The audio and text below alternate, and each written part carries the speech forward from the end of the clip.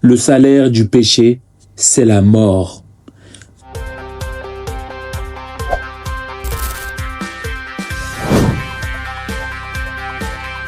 Bonjour mon ami.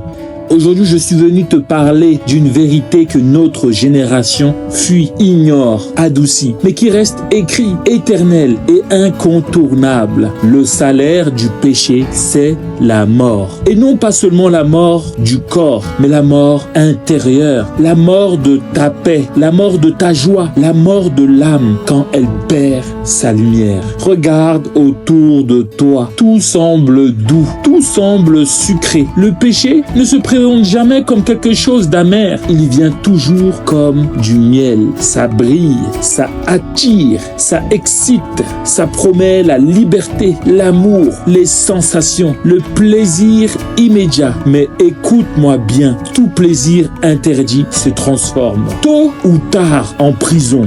Tu peux y rester un jour, tu peux y rester des années, mais la facture arrive toujours. Le salaire du péché, c'est la mort. Regarde mon ami David, un homme selon le cœur de Dieu, un roi béni, un adorateur. Un soir, il regarde ce qu'il n'aurait pas dû regarder, un désir. Il prend, il cache. Au début, tout semble silencieux. Personne ne le sait, personne ne le voit. Mais regarde le prix. Sa paix disparaît, sa conscience s'assombrit, sa maison se fracture, son âme gémit. David n'est pas mort physiquement, mais quelque chose en lui est mort. Le salaire du péché, c'est la mort. La mort ne tue pas toujours d'un coup, il tue lentement, il éteint progressivement, il enlève la sensibilité, il vole la communion avec Dieu. Et le plus dangereux, c'est quand on commence à appeler la mort liberté, la prison choix personnel, le poison plaisir.